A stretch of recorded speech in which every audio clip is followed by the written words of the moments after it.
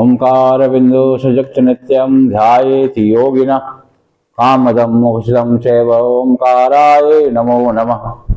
आप सभी श्रोतागण, भक्तगण, ईश्वर के प्रेमीगण, सभी आत्माओं को हाथ जोड़कर ओम नमो नारायणाय।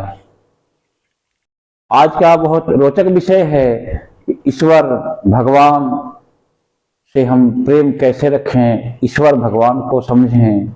समझे बिना तो कुछ हो ही नहीं सकता, क्योंकि अनजानेपन में आप जो कुछ भी करते हैं वो अनजान ही होता है। बच्चा भले हो तो सर्प को हाथ से पकड़ ले, कुछ नहीं हो सकता, लेकिन जानकारी होने के बाद सर्प से डर लगती है।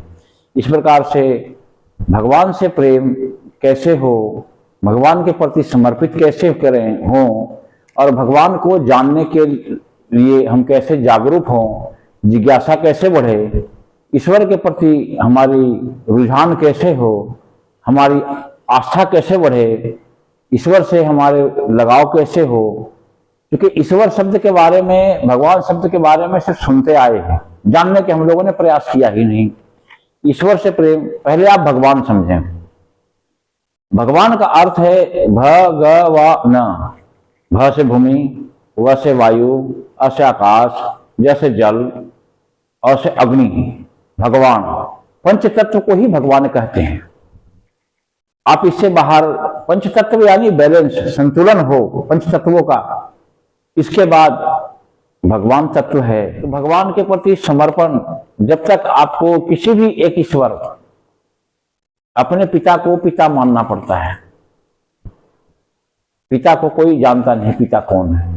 परम पिता परमात्मा के अलावा कोई दूसरा पिता होते ही नहीं, जिन्हें ईश्वर भगवान कहते हैं, जो सभी जीवों को एक साथ जन्म मृत्यु एक ही प्रकार से घटनाएं घटाते हैं, बीच की क्रियाओं को अपने अपने तरीके से मन से जोड़ते घटाते हैं। तो धर्म मर्म की स्थिति है।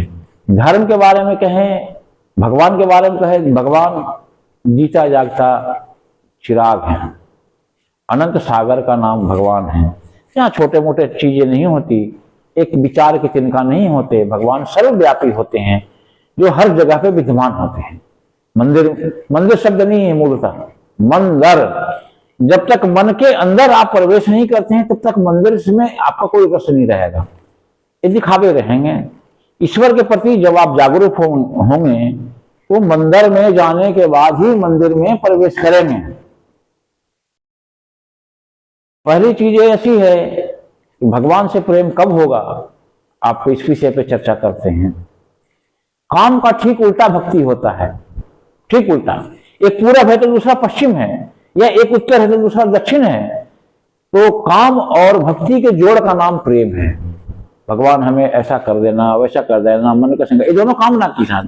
और भक्ति और प्रेम के जोड़ का नाम श्रद्धा है, असीमित है, जिसका कोई अंत नहीं है।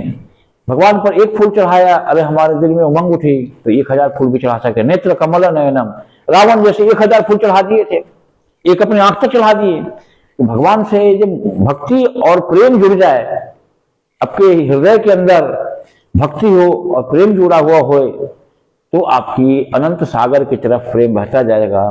जैसे दूध में घी है, इसको अलग अलग नहीं कर सकते, लेकिन दिखता नहीं है पर है।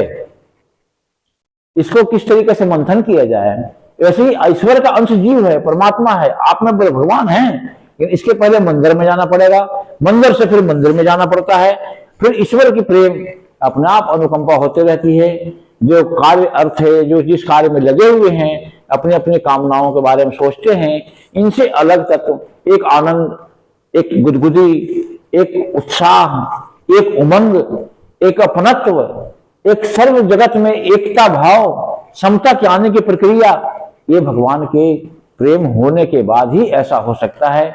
इसके पहले सारे पाखंड होते हैं। आप अपने भजन करने के बजाय ईश्वर को उल्टा बोलते हैं। क्यों? क्योंकि आप बैलेंस नहीं है। आपको पंचतत्व पहले बैलेंस हो, ईश्वर से गाय बछड़े जैसे प्रेम हो, क्योंकि ईश्वर का अंश जीव है। उसके पिता तो परमात्मा ही है। इस आत्मा के जो आप श्वास ले रहे हैं, श्वास लेने के लिए किसने दिया आपको? ईश्वर ने दिया। कान से सुन रहे, इसको किसने शक्ति दी? ईश्वर ने दी। वो परमात्मा स्वयं दिख रहा है आपके पास। जीभ से स्वाद आपने लिया, किसने दिया? ईश्वर ने दिया। हाथ पैसे चल रहे, किसने किया? ईश्वर ने दिया। नहीं तो आंख से भी लोग अंधे हैं, आंख है अंधे हैं, कान है बहरे हैं, जीव है स्वाद नहीं है, पर सब गया कहाँ, साधन ही हो जाता। ऐसा नहीं, ईश्वर के कृपा से सारी चीजें ईश्वर ही देते हैं। पंच तत्वों के सारे ज्ञान को एक जगह पर जोड़कर लगाने का नाम हमारा प्रयास है, और उसकी फल परमात्मा स्वतः ही पके हुए फल देंगे। और वैसी सतत जागृत श्रद्धा में प्रवेश करेंगे तो भगवान आपके समक्ष हैं, और इससे ज्यादा कुछ नहीं है। और दुख, आपके दुख पकड़ है। आप जितनी पकड़ बनाते हैं उतनी फूल से दोस्ती करोगे तो महक जाओगे, पानी से दोस्ती करोगे तो डूब जाओगे, हवा से दोस्ती करोगे तो बहक जाओगे, हमसे दोस्ती करोगे तो बिगड़ जाओगे, इसके सिवा भी किधर जाओगे। यानी कहने का मतलब हमसे आत्मा के अलावा जो दोस्ती कोशिश करते हो तो बिगड़ने के अलावा, इसके अलावा कुछ और रास्ता नहीं है, इसके सिवा किधर जाओगे। फूल, हवा, वायु सब एक दिन छीन हो जाएंगे, लेकिन हम यानी आत्मा से जब दोस्ती करोगे तो वही सफलता, सरलता, सहजता में प्रवेश करने के बाद आत्मा की दोस्ती होगी, और वो आत्मा आपको असीमित संसार को छोड़ करके, भव को, सागर को पार करके परमात्मा के स्वरूप आपको बना देगा। हर आत्मा यहाँ राम कृष्ण बनने के लिए आए हैं, एक अंतिम अवस्था है, उस नाम से नहीं आएंगे, कार्य के अनुसार बदलते जाएंगे। पूर्ण आत्मोपलब्ध व्यक्ति कामना, वासना, तृष्णा को छोड़ करके अपने अंदर उतरे हुए लोग बहुत गजब के हो जाएंगे। यही चीज है, ये दरवाजे से अंदर आते हैं और ये दरवाजे से बाहर जाते हैं।